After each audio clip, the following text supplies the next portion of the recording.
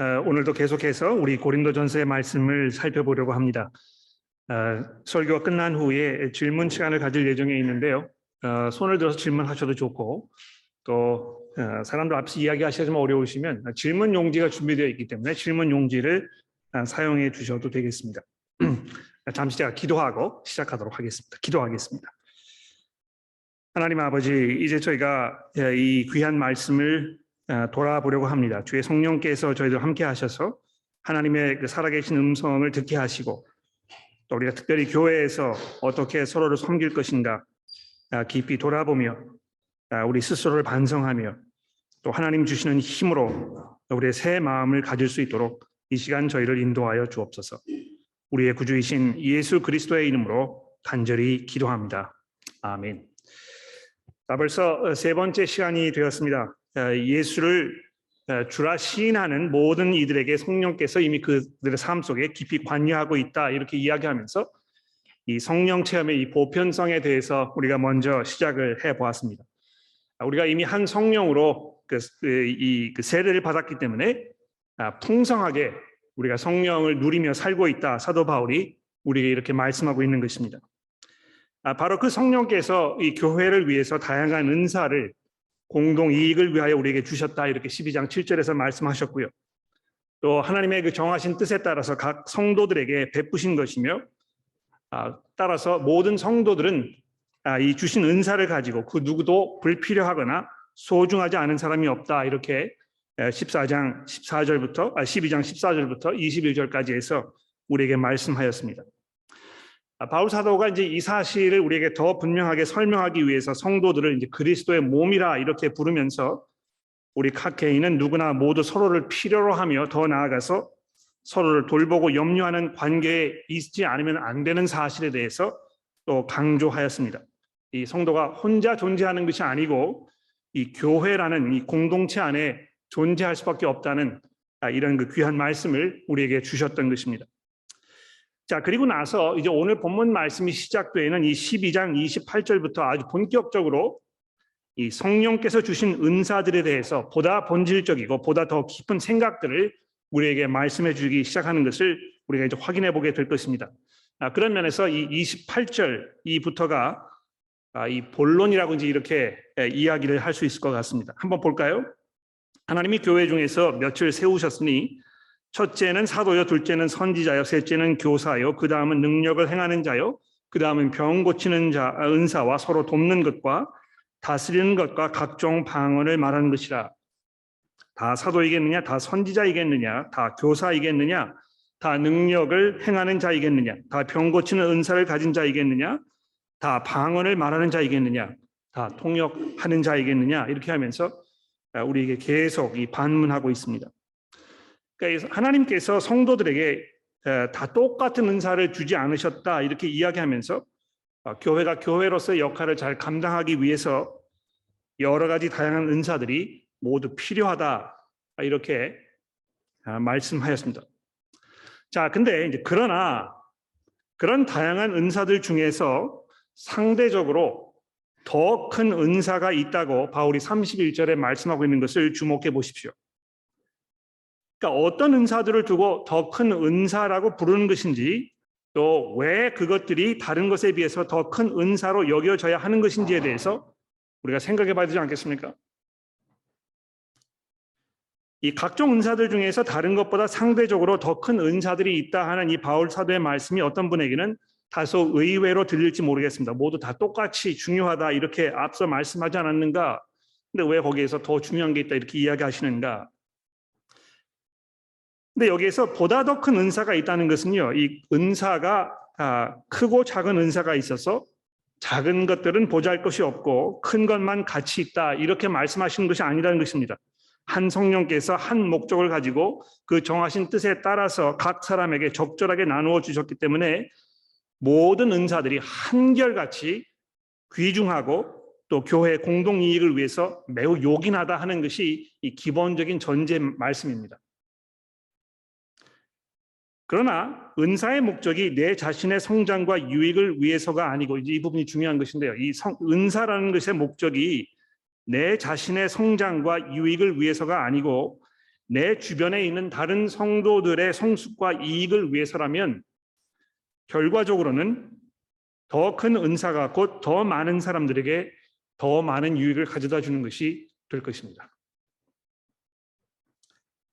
이 점에 대해서 이제 다음 주에 살펴볼 14장에서 우리가 보다 자세히 생각해 보기로 하겠습니다만, 보다 구체적인 그 설명에 들어가기에 앞서서 사도 바울이 28절부터 우리에게 이 문제에 대해서 아주 중요한 그런 힌트를 던져주고 있습니다. 여러분 그 28절을 보시면 하나님이 교회 중에 며칠 세우셨는데 첫째는 사도요, 둘째는 선지자요, 셋째는 교사라 이렇게 시작하고 있지 않습니까? 여기 첫째, 둘째, 셋째 이렇게 하는 그 표현이 그 중요성에 대해서 말씀하고 있는 게 분명합니다. 교회에서 모든 은사들이 다 한결같이 중요하지만 특별히 사도와 선지자와 교사가 그 역할에서 우선적이라고 아주 분명하게 말씀하고 있는 것입니다. 여기서 우리가 주목할 것은요, 이 세 부류의 사람들이 우선적으로 모두 말씀 사역에 관련된 역할을 하는 사람이라는 점입니다. 하나님께서 우리에게 자신을 나타내시고 또 우리와 교제하기를 위해서 택하신 방법이 무엇입니까? 우리에게 말씀으로 다가오시는 것임을 우리가 기억하였을 때 모든 사역이 다 귀하고 중요하지만 특히 말씀과 관련된 사역을 다른 사역들보다 상대적으로 더 큰 은사로 여기는 사도 바울이 그 생각이 별로 그렇게 놀랍지 않다고 확신할 수 있습니다. 뿐만이 아니고요. 이 믿음이 자라고 성숙해지며 모든 더욱 그리스도인들 닮아가는 삶을 살기 위해서 그 다른 무엇보다도 하나님의 말씀이 우리에게 절실하게 필요하다는 것을 염두에 두었을 때 하나님께서 교회를 위해서 첫째, 둘째, 셋째 이 사도와 선지자, 교사를 세우신 것은 어떤 면에서 매우 당연한 일일 것입니다. 자, 그게 첫 번째가 되겠고요. 두 번째로 주목할 점은 그 후에 연이어 등장하는 다른 은사들의 그 설명입니다. 보십시오. 28절에 보시면 그 다음은 능력을 행하는 자요, 그 다음은 병 고치는 은사와 서로 돕는 것과 다스리는 것과 각종 방언을 말하는 것이라 이렇게 되어 있습니다. 능력을 행한다는 것 곧 기적을 일으키는 것이겠죠. 또 병 고치는 은사도 그와 같은 맥락의 이 은사입니다. 그리고 마지막에 이 방언의 은사가 언급이 되어 있습니다. 자, 근데 여러분 여기서 이 방언의 은사가 맨 마지막에 언급되어 있다는 것이 그렇게 우연이 아니라고 제가 지난주에도 말씀을 드렸습니다. 기적, 또 신유, 그 다음에 이 방언의 은사 이렇게 이야기하고 나서 그 중간에다가 이제 뭘 집어넣어 놨습니까? 서로 돕는 은사 이렇게 이제 돼 있는데요. 아마 그 사도행전 20장 35절 말씀해 보시면 이 약한 자들을 돕는 걸 특별히 잘했던 사람들이 이제 있었는데 아마 그런 그 류의 어떤 은사를 말하는 것 같아요. 돌아보면서 특별히 여러 가지 어려운 상황에 있는 형제 자매들을 정말 잘 돕는 이런 그 귀중한 은사를 이야기하는 것입니다. 또 이 다스리는 것이라 되어 있는데 이 세 번역에서 이제 관리하는 것이라 이렇게 번역해 놓았는데 아마 어떤 그 행정적인 교회 안에서 필요한 여러 가지 행정적인 것들을 잘 정리하고 이거 꾸려나가는 교회 살림을 차리는 뭐 이런 그 일을 이야기하지 않나 생각해 볼 수 있습니다. 근데 중요한 것은요, 어떤 그 기적을 일으키는 것, 또 신유의 은사, 방언하는 것과 한 선상에다가 이 사무적인 일, 또 형제 자매를 돕는 일 이런 거를 다 이렇게 언급하고 있다는 것입니다. 한국 교회에서 일반적으로 기적이나 신유, 방언 등이 첫째, 둘째, 셋째로 여겨지는 것이 사실입니다. 이것들을 매우 특별한 어떤 성령의 역사로 여기고 한 성도가 성령의 세례를 받았을 때 그 사람에게서 나타나는 특별한 성령의 능력으로 이렇게 여겨지는 것입니다. 반면에 약한 사람 또는 도움이 필요한 사람을 돕는 사역이나 또 교회 살림을 이렇게 이끌어 나가는 그런 일들은 뭐 그렇게 특별하게 유별난 은사로 이렇게 취급하지 아니하고 또 그것이 뭐 이렇게 특별히 영적인 일로 이렇게 간주하지 않습니다. 그러나 사도 바울이 그런 평범하게 여겨질 수 있는 일들을 이 기적이나 신유, 방언 등의 은사와 한 선상에 놓고 열거하면서 그것들이 모두 함께 중요하다고 말씀하고 있는데요. 이것은 우리 한국 교회가 굉장히 주목하고 우리가 생각을 조금 조정하지 않으면 안 되는 그런 부분이 아닌가 이렇게 생각이 되는 것입니다. 그러니까 여러분들 가운데에서 내가 이제 방언을 좀 하지 못하기 때문에 야, 이거 내가 성령이 좀 내가 부족한 것이 아닌가. 나도 좀 그렇게 되었으면 좋겠다. 이런 생각을 가지고 계신다면 그 이외에 여러분이 이미 가지고 계시는 여러 가지 성령의 은사들을 돌아보시면서 이것도 그 무엇과 못지않게 정말 하나님께서 귀하게 여기시는 이런 것들이라는 것을 여러분이 이해하셔야 될 것입니다. 자, 근데 이처럼 더 큰 은사가 있다 하는 점도 중요하지만은요. 이보다 우리가 더 중요하게 생각해야 될 점은 31절에 보시는 바와 같이 성도라면 당연히 이 더 큰 은사를 사모해야 한다는 사실입니다. 그렇죠? 사도 바울의 이런 말씀이 다음과 같은 이 두 가지 반응을 불러일으킬 수 있다고 생각이 되는데요. 이 두 가지 모두 다 바람직하지 않은 그런 반응입니다. 더 큰 은사를 사모하라 이런 이야기를 들었을 때 첫 번째 일어날 수 있는 반응 무엇입니까? 뭐 그럴 필요가 있겠느냐 이렇게 무심코 지나치는 그런 반응입니다. 성도로서 더 큰 은사를 갖기를 사모하고 그것을 위해서 하나님께 기도하는 일이 남의 일처럼 나와는 아무런 상관이 없는 일처럼 그냥 여겨진다면 왜 그럴까요? 더 큰 은사를 사모하라 이렇게 교회 전체에 말씀하였는데 그 말을 듣고도 내 마음속에서 야, 정말 내가 더 큰 은사를 사모해야 되겠다 하는 어떤 그 열정 또 간구 이런 것이 없다면 또 왜 그런 것입니까? 나의 믿음과 형제 자매들의 필요가 아주 명확하게 이렇게 구분이 되어 있어가지고 나는 그냥 내 믿음만 잘 지키고 그것을 잘 키우고 그것을 잘 가꾸어 나가기만 하면 된다고 생각하는 것이기 때문에 그럴 것입니다. 내가 몸의 일부 중에 예를 들어서 내가 이 팔뚝에 이제 해당하는 그런 사람이라 이렇게 이제 가정을 했을 때 팔뚝은 이렇게 전봇대만큼 잘 키워가지고 아주 든든한 모습을 하고 있는데요. 허벅지는 돌봄을 받지 못해가지고 이쑤시개처럼 아주 이 빈약한 상태에 있어도 전혀 상관하지 않는다면 그 기형적인 상태가 남의 일인 것처럼 느껴지는 것입니다. 내가 한 몸인데도 불구하고 그저 내 믿음만 잘 키워 나아가고 내가 하나님 앞에서 바로 서 있고 내가 믿음 생활을 잘 하기만 하면 그것으로 충분하지 않겠는가 생각하는 것이 이 한 몸을 교회로 이야기하는 데 있어서 얼마나 적절하지 않은 생각인가. 우리가 얼마나 여기에서 변화되지 않으면 안 되는 것인가. 이것을 바울이 지금 이야기하고 있다는 것입니다. 그들을 생각했을 때 내 주변에 있는 성도들을 생각했을 때 그들의 믿음 성장과 성숙을 위해서 내가 할 수 있는 일들을 생각해보고 그들을 돕기 위해서 필요한 것들을 내가 채워주고 싶은 마음으로 하나님께 기도하며 또 그런 힘을 내게 달라고 기도하는 모습을 여러분 상상해 보십시오. 얼마나 귀하고 아름다운 모습입니까? 그래서 사도 바울이 하나님께 더 큰 은사를 달라고 간구하라, 이것을 사모하라 이렇게 교회에 명령하고 있습니다. 바울 사도 이런 격려의 말씀이 일부 성도들의 마음에 불러일으킬 수 있는 이 두 번째 반응은 이것도 역시 바람직하지 않은 반응인데요. 그렇지, 더 큰 은사, 방언의 은사를 위해서 기도해야 되겠다 이렇게 생각하는 것입니다. 아마 어떤 면에서 이런 생각은 이 한국 교회의 많은 성도들이 가지고 있는 매우 보편화된 그런 기도 제목이 아닐까 이렇게 생각을 제가 해봅니다.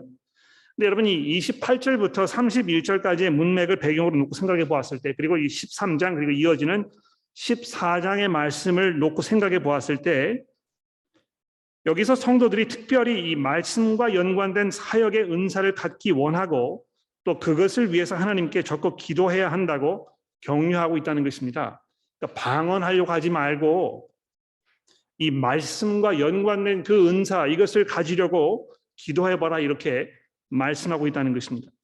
왜 그런지에 대해서는 이제 오늘 설교의 나머지 부분과 또 연이어지는 이 14장의 말씀을 보다 주목해서 살펴봐야 그 답을 알게 되겠습니다만 그래서 이제 여기서 자세한 설명은 제가 생략을 하기로 하겠습니다만 이 시점에서 분명히 말씀드릴 수 있는 것은 더 큰 은사를 사모하라 하는 것이 방언할 수 있도록 하나님께 매어 달리라는 말씀이 아니라는 사실입니다.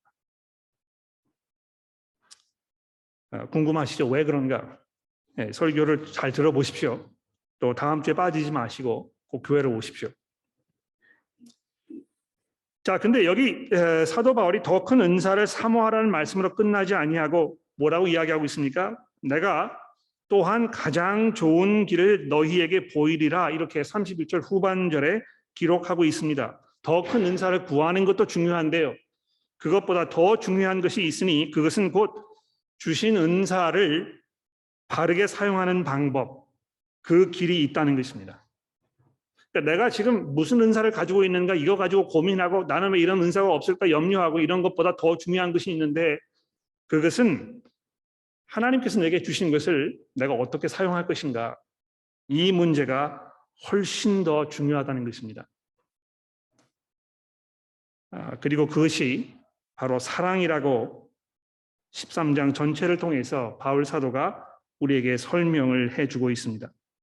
굉장히 유명한 장이기 때문에 이 고린도전서 13장을 설교하는 것이 어떤 면에서 약간 긴장이 되기도 하고 또 기대가 많이 되기도 하지만 이 내용이 잘 전달될 수 있을지 모르겠습니다. 여러분 기도하시는 마음으로 들어봐 주십시오.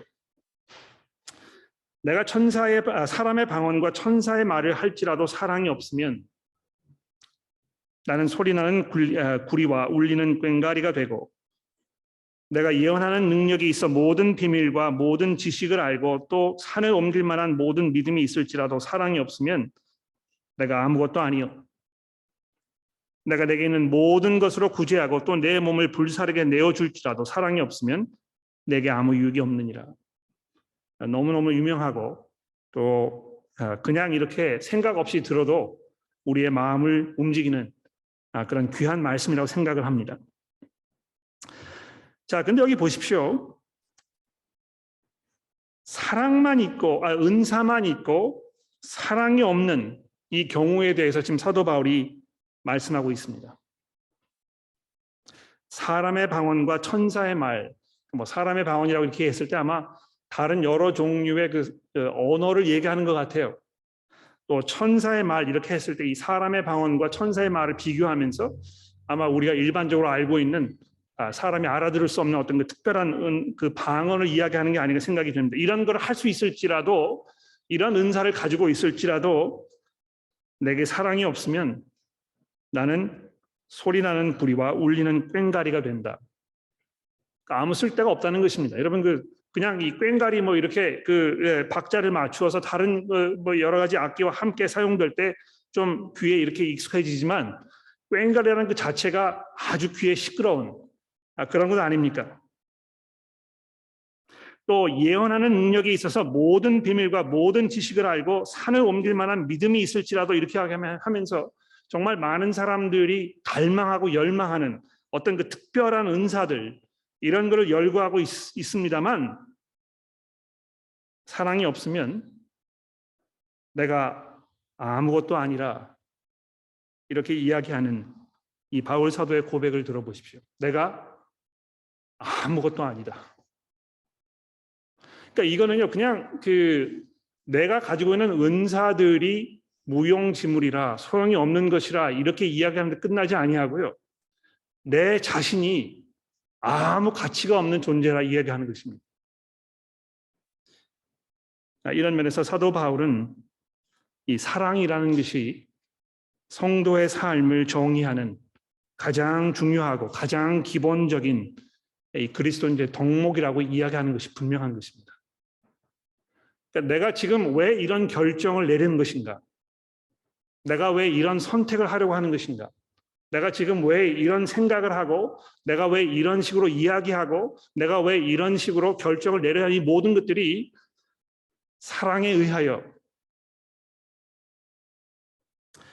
근데 사랑에 의하여 결정된다 하는 그 생각 말고 다른 무엇이 우리를 움직이고 있습니까? 여러분의 그 마음과 생각을 움직이고 조작하고 또 선택하게 하는 그런 여러 가지 요소들 뭐가 있겠습니까? 기본적으로 자기 유지 아니겠습니까? 그렇죠? 내 생각, 내 자신의 유익, 또 나의 안녕, 나의 편리함, 내 가족의 편리함, 이런 것들을 기본적으로 바탕으로 해서 어떤 결정을 내리고 생각하고 이렇게 되지 않습니까? 아마 이게 인간의 기본적인 어떤 그 성향인 것 같아요. 그렇죠? 자기 보존의 법칙이라고 하지 않습니까? 어떻게 해서든지 간에 나를 유지시키고 내가 좀 더 편하게 살고 내가 좀 더 잘 되는, 이것이 우리 인간들에게 있어서 가장 중요한 가치가 되는 것입니다. 그러나 사랑을 기본으로 하여, 즉 다른 사람을 생각하면서 그 사람의 필요와 그 사람의 형편과 그 사람의 상황을 내가 기억하면서 내 자신을 거기에 맞추고 나를 낮추기도 하고 나를 희생하기도 하고 하는 일은 이 정말 성령의 힘이 아니고는 하기 어려운 일일 것입니다. 여러분, 빌립보서의 말씀 기억나십니까? 사도 바울이요, 감옥에 갇혀 있으면서 지금 죽을 날이 눈앞에 다가온 것처럼 사도 바울이 편지를 기록하고 있습니다. 근데 죽음을 눈앞에 두고요, 사도 바울이 뭐라고 고백했습니까? 괜찮다 그래도 나는 차라리 이 세상을 떠나서 나의 주님이신 예수 그리스도 그분과 함께 있는 것이 내 개인적인 평안과 나의 유익을 위해서는 훨씬 더 좋은 것이다. 차라리 그렇게 되었으면 좋겠다. 사도 바울이 이렇게 이야기하지 않았습니까? 그런데 거기서 그치지 아니하고 눈을 돌이켜서 뭐라고 이야기합니까? 그러나 내가 여기 육신으로 남아있는 것이 여러분들을 위해서 더 유익할 것이다. 왜냐하면 아직도 여러분들이 하나님의 말씀으로 잘 세워지고 우리가 함께 신앙으로 서로 독려하고 격려하는 이 일이 남아있기 때문에 개인적으로 봤을 때 나는 하나님께 돌아가는 것이 훨씬 더 낫지만 여러분들을 위하여 내가 그 선택을 포기하고 이 땅에 남아있을 것이다. 이렇게 이야기하고 있는 것입니다. 이 어떤 면에서 이 사랑이라는 것이, 그러니까 성도들을 향한 이 사도 바울의 사랑이 그의 이 선택과 그의 모든 바램과 그의 어떤 그 인간됨, 이런 것을 정의하고 있는 것을 우리가 확인해 볼 수 있는 것입니다. 그래서 사랑이 없는 이 은사가 얼마나 쓸모없는 것인가, 이런 것을 이야기하고 나서 4절 이후부터 이 사랑을 품고 사는 사람들에게 나타나는 그 성품에 대해서 이제 우리가 설명하기 시작합니다. 사랑은 오래 참고 온유하며 이제 이렇게 시작이 되고 있는데요. 주목할 것은 이 오래 참고 온유하며 이렇게 두 가지 긍정적으로 설명한 후에 그 다음부터는 사랑은 이런 것이 아닙니다, 저런 것이 아닙니다, 이렇게 8가지로 나눠서 설명하고 있습니다. 가장 먼저 사랑이 무엇인지에 대하여 이렇게 정의를 하면서 긍정적으로 얘기한 두 가지가 무엇입니까? 오래 참고 온유하며 이렇게 되어 있다는 것입니다. 여기 이제 그 온유하다는 말은요, 여러분 그 영어 성경에 보시면 아마 그 kindness, 그 친절함, 아마 이렇게 이제 번역이 된 것을 확인해 보실 수 있을 텐데요. 또 갈라디아서 5장 22절에 보시면 그 성령의 열매를 이제 이렇게 쭉 열거하면서 거기에는 이 같은 단어이지만 어떤 그 자비, 이렇게 이제 번역을 해 놓았습니다. 친절함, 또 자비, 이렇게 이제 번역해 놓았습니다. 자비라는 말은 인자하다는 말이죠, 그렇죠? 근데 이 온유하다는 말, 이것이 이제 그 온유하다는 건 뭐 우리 한국말로는 이제 어감이 뭐냐 하면 이렇게 조용조용하고 또 막 이렇게 사납지 않은 그런 걸 말하는 것입니다만, 이 헬라어 성경에 담겨 있는 기본적인 그 아이디어는 아주 친절하게, 그렇죠? 이 사람을 사랑으로 자비로 대하는 이런 것을 말하는 것입니다. 즉 하나님께서 우리를 대하시는 모습을 말하는 것입니다. 여러분 그 로마서 4장 22절에 보시면 사도 바울이 뭐라고 이야기했습니까? 그의 풍성한 인자하심과 용납하심과 길이 참으심, 이런 걸 이제 말씀하고 있는데 바로 거기에도 이 똑같은 단어가 등장하는 걸 우리가 볼 수 있습니다. 하나님의 그 풍성하신 그 인자하심, 친절하심. 그래서 긍정적으로 말해서 사랑을 품고 사는 사람들은 이 하나님의 성품, 그의 그 오래 인자하심과 오래 참으심을 닮아가려고 노력하며 자신을 훈련하는 사람들이라는 것입니다. 여러분 우리가 오늘 우리 박종화 교우님께서 봉독해 주신 호세아서의 말씀도 보시면 아시겠습니다만, 하나님께서 그 이스라엘 백성들을 대하셨을 때, 그 패역하고 목이 굳은 그 백성들을 대하셨을 때 어떤 식으로 대하셨습니까? 오래 참으시는, 끝까지 인내하시는, 또 그들을 향해서 한없는 자비를 베푸시는 이런 하나님을 이야기하지 않았습니까? 물론 인자함과 오래 참는 것은 그냥 하늘에서 뚝 떨어지는 것이 아닙니다. 회개를 통해서, 훈련을 통해서, 노력과 애써 수고함을 통해서 점진적으로 체득되어 가는 그런 성품일 것입니다. 긍휼한 마음을 가지고 오래 참는 일은 결코 쉬운 일이 아닙니다만, 그래서 잘 되지 않을 때가 많습니다만, 하나님께서 죄인들인 우리를 향하여, 즉 우리가 하나님께 무례하게 굴며 반역과 불순종의 길을 고집하였을 때 하나님께서 그 크신 긍휼로 오래 참으시고 인내하심으로 우리를 대해 주셨다는 그 사실을 기억하였을 때 그 크신 사랑에 놀라고 감격하며 나도 하나님의 그러한 사랑을 보고 닮아가면서 남들을 대하고자 하는 마음의 의지가 조금씩 피어나고 자라면서 차츰차츰 열매를 맺고 나의 성품이 변화되어 갈 수 있습니다.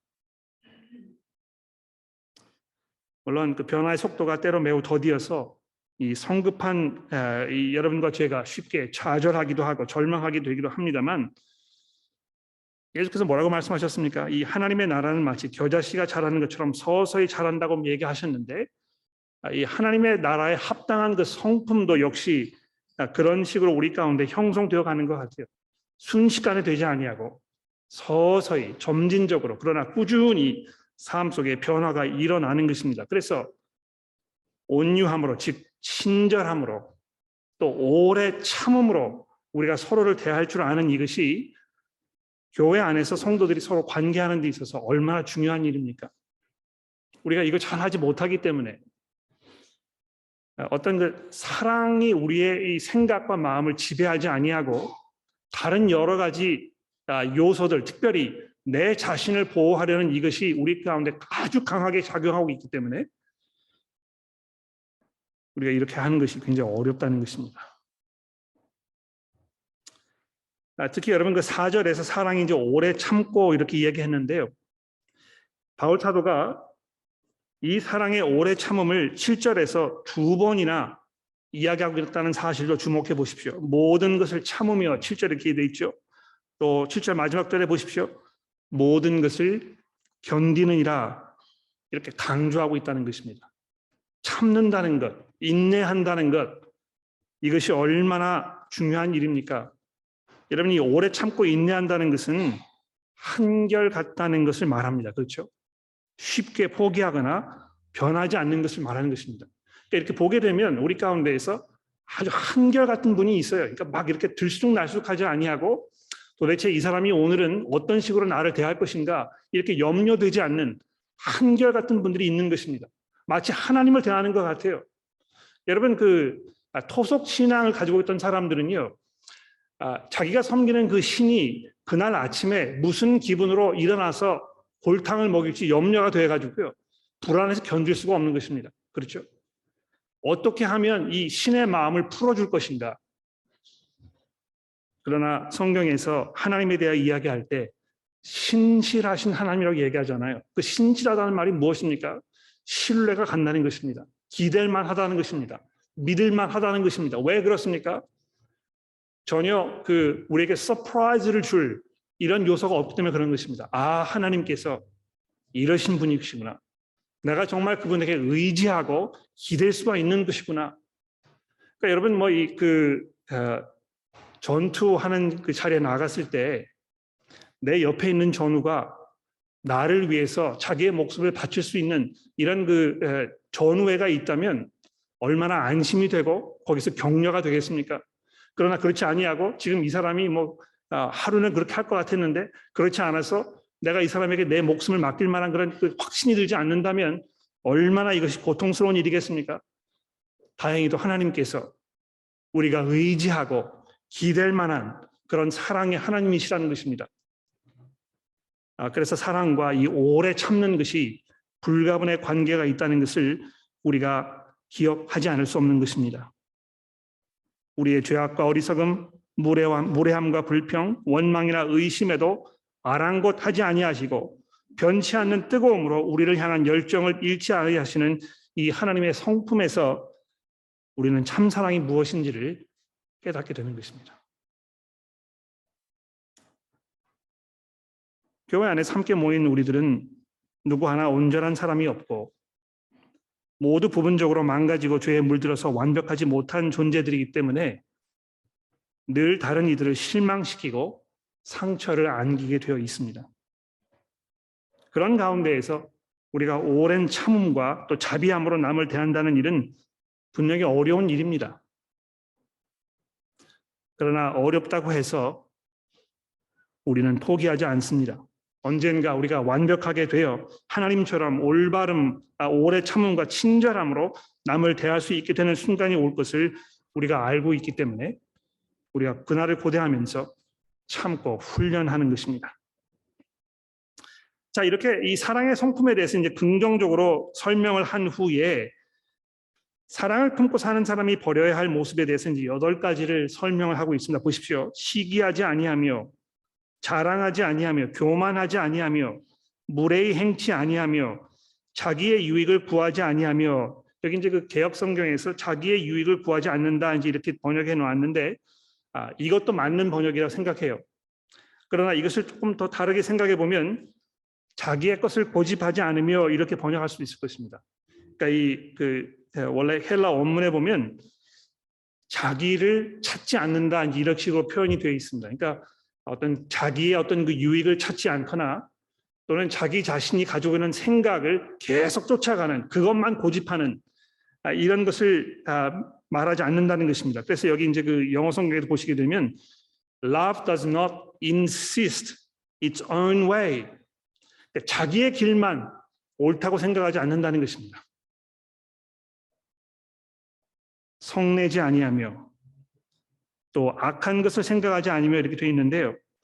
영어 성경에 보시면 이제 resentful이라는 단어를 이렇게 선택을 해 놓았습니다. 그러니까 섭섭함이 원망이 되고 원망이 원한을 품는 것으로 발전되도록 허락하지 않는다는 것입니다.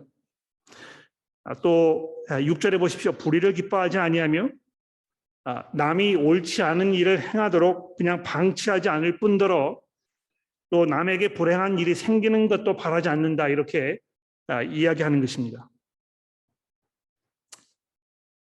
어쩌면 이게 뭐 너무 당연한 일입니다만 이 모든 것들은 다른 사람과 나 사이의 관계에 관한 말씀입니다. 그렇죠? 특히 교회 안에서 한 몸을 이루고 있는 다른 지체들과의 관계에 관련된 그런 말씀입니다. 즉 사랑이라는 것은 교회에서 다른 성도와 함께 한 몸을 이루도록 묶는 끈입니다. 그렇지 않습니까? 그 관계를 윤택하게 하고 유익하게 하는 어떤 그 윤활유인 것입니다. 그런 면에서 이 사랑의 반대는 미움이 아니고요. 무관심인 것입니다. 다른 성도와 서로 얽히는 것을 원치 않아서 거리를 두고 등을 돌리는 것입니다. 물론 사람을 상대하지 않으면 상처를 입거나 실망을 할 일도 없기 때문에 일시적으로 속이 편하다고 느낄지도 모르겠습니다. 더군다나 요즘처럼 내 개인의 행복과 안녕, 나의 웰빙 이것을 가장 중요한 가치로 여기는 이런 사회에서 남을 위해서 내 자신을 내어주고 그들의 필요를 위해서 그들에게 나를 맞추는 일은 참으로 어려운 일입니다. 그러나 예수께서 우리를 위해서 그렇게 하셨다는 것이죠. 하나님과 동등됨을 취할 것으로 여기지 아니하시고 자기를 비워 종의 몸을 입으시고 인간의 몸으로 이 땅에 오셨으니 십자가에 죽기까지 하십니다.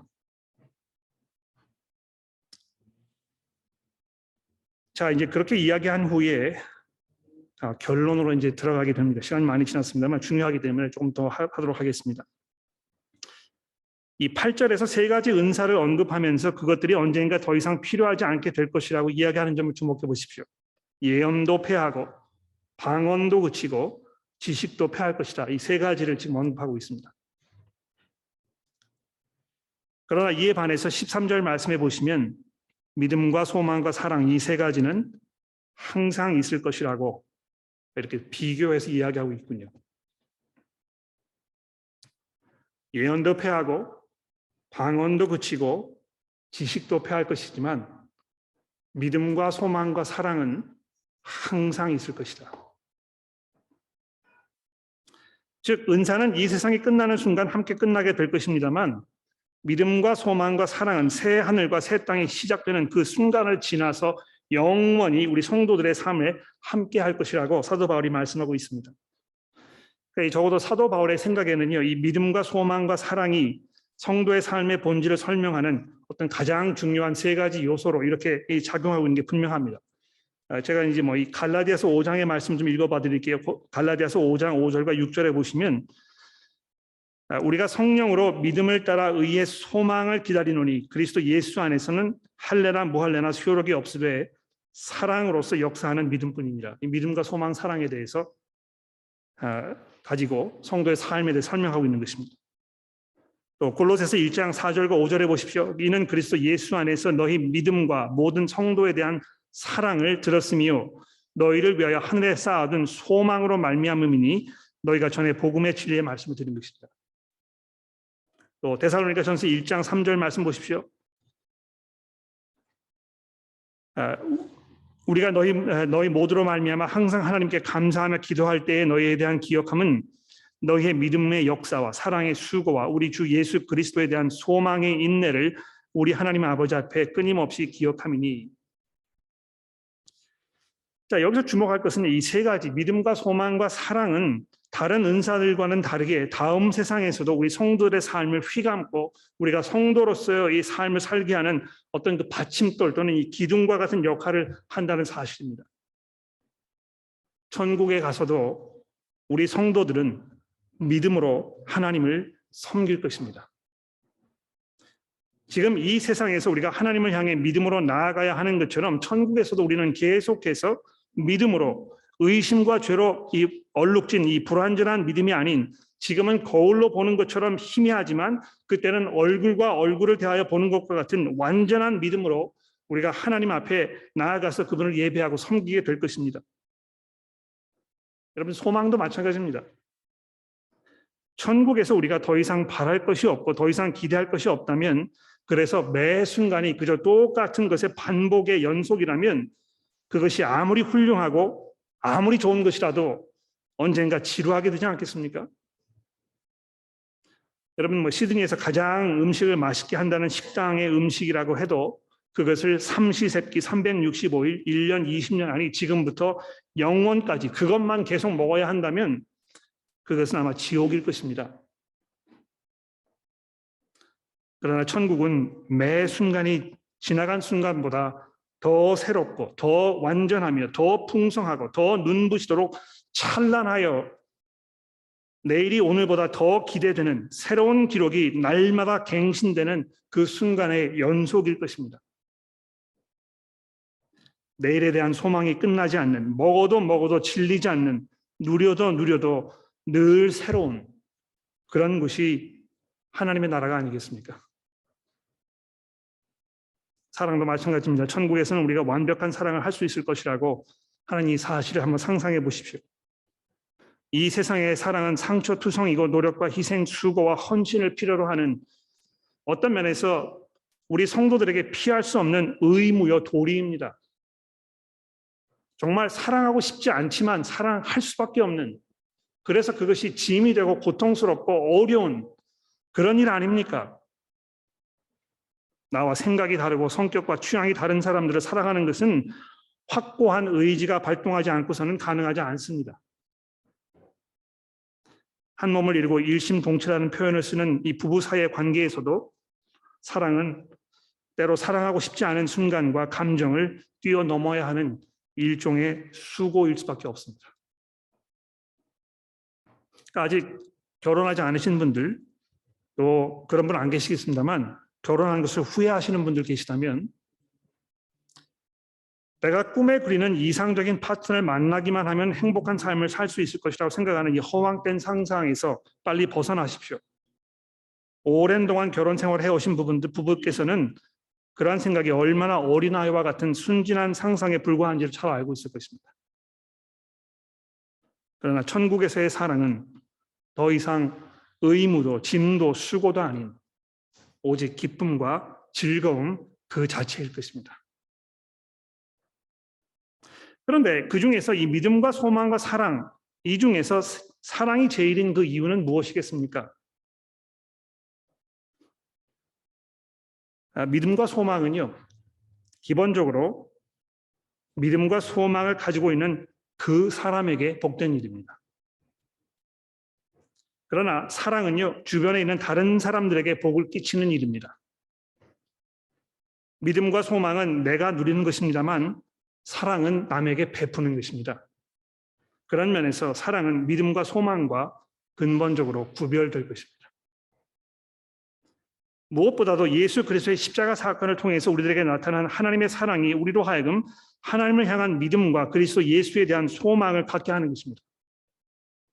어떤 면에서 하나님의 사랑이 우리 가운데 들어왔을 때 우리는 비로소 믿음과 소망을 갖게 된다는 것입니다. 이런 면에서 믿음과 소망, 사랑이 항상 있을 것이지만 그 중에 제일이 사랑이라 이렇게 이야기하는 것인데요. 지금 이 사실을 통해서 바울이 우리에게 말씀하시는 바가 무엇입니까? 예? 사랑이 없는 은사는 아무 소용이 없고 쓸모없는 것이고 거기에 더해서 하나님께서 주신 좋은 은사를 사용하는 가장 좋은 방법은 바로 사랑이라는 것입니다. 아무리 앞에서 유창한 말로 잘 짜여진, 잘 구성된 설교로 훌륭한 설교를 해도 성도들을 향한 각 개개인을 생각하는 뜨거운 사랑과 열정이 설교자의 마음 가운데 있지 않다면 그것은 아무런 쓸모가 없는 시간 낭비일 것입니다. 우리가 아무리 방언을 잘 하더라 하더라도 시도 때도 없이 내가 주체할 수 없는 방법으로 방언이 터져 나온다고 해도 그것이 그저 나의 어떤 그 욕구와 필요의 이 분출 이것에 불과하다면 그것은 아무런 쓸데가 없는 것이라고 사도 바울이 말씀하고 있는 것입니다. 내가 방언을 좀 했으면 하는 소원 가지고 계시는 분들이 대답하셔야 할 중대한 질문이 바로 이것입니다. 왜 방언을 하기 원하시는 것입니까? 은사를 가지고 있는 것보다 심지어 가장 큰 은사를 가지고 있는 것보다 더 중요한 것은 사랑으로 남을 섬기라는 마음인데 내가 방언을 내 신앙에 도움이 되니까 나로 하여금 더욱 하나님께로 나아가는 것처럼 느끼게 하니까 내가 방언하기를 원한다 이렇게 하신다면 오늘 사도 바울이 이야기하고 있는 이 사랑의 길에 대해서 여러분은 아직도 이해하지 못하는 것일 것입니다. 사랑이 없는 은사는 아무 쓸데없는 은사일 뿐만이 아니고 사랑이 없이는 내 자신이 아무것도 아니라는 바울 사도의 말씀을 우리가 마음속으로 깊이 기억하면서 우리 성도들의 관계 속에서 사랑으로 서로를 대해야 하겠습니다. 기도하겠습니다.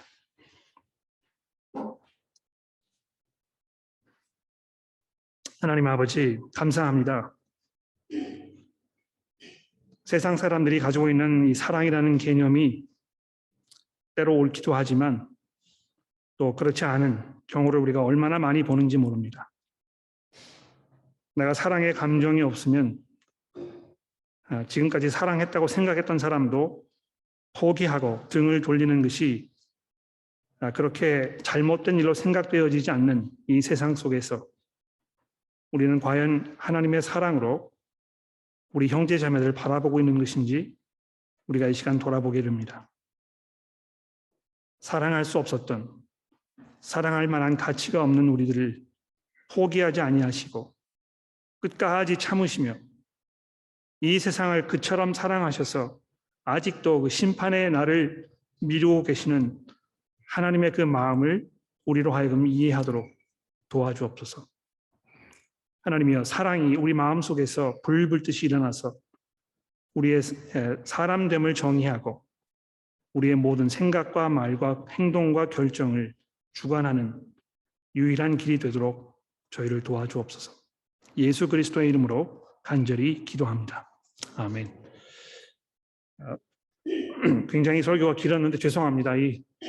제가 좀 절제를 잘 했어야 되는 건데 그렇게 되지 않아서 죄송한 마음이 좀 있는데요. 잠시 좀 이렇게 숨을 돌리시고요.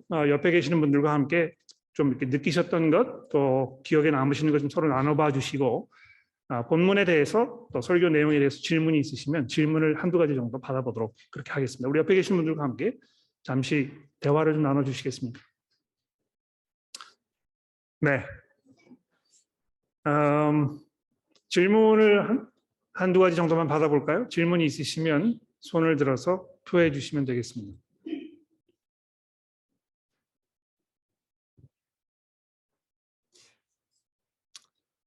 네, 우리 저 뒤에 우리 안 선생님? 예. 좋은 설교 말씀 잘 들었습니다. 그 방언이라는 말 저희도 많이 쓰고 뭡니까 예배하면서 그런 단어가 나오는 노래도 가사도 있고 근데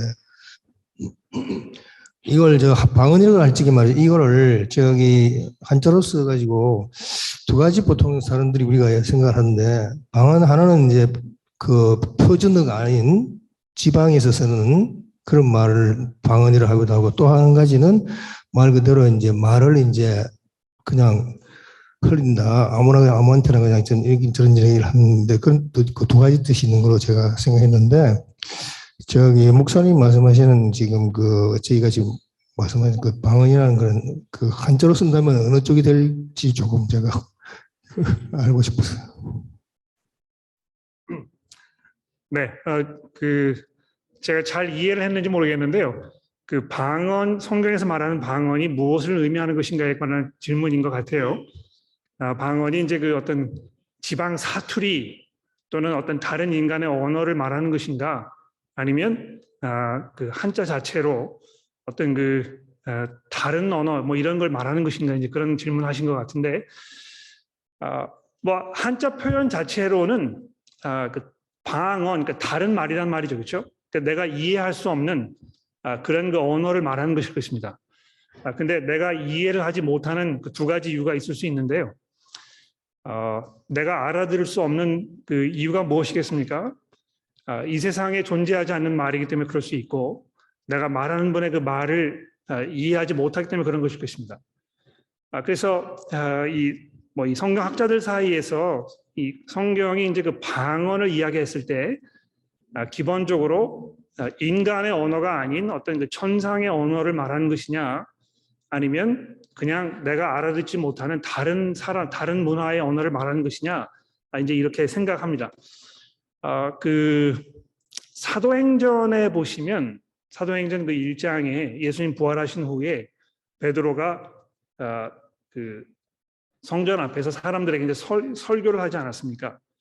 근데 거기에 모여있던 사람들이 지중해 연안의 각 나라에서 살던 사람들이 다 모여가지고 지금으로 따지자면 한국말, 중국말, 프랑스어, 이태리어 다 이렇게 얘기하는 사람들이 한 자리에 모여 있었는데, 사도 베드로가 이야기하는 것을 다 자기의 언어로 알아들었다는 것입니다. 그래서 이 방언의 은사는 듣는 사람이 무슨 언어를 하든지 간에 이거를 그냥 다 알아들을 수 있도록 이야기하는 그런 것이 아닌가, 이제 이렇게 생각하시는 분도 있어요. 제가 그렇게 할 수 있는 분을 만나본 적은 없습니다. 그렇죠. 그래서 정확히 이 신약 성경에서 방언이라는 것이 이제 뭘 말하는 것인가에 대해서 우리가 확답을 짓기 좀 어려운 것 같아요. 그러니까 기본적으로 우리가 그냥 이상하게 들리는 천사의 말이라고 생각되는 이런 것만 이제 방언으로 이렇게 이야기할 수 있는데 꼭 그렇지는 않다고 저는 생각합니다. 답이 되는지 모르겠습니다.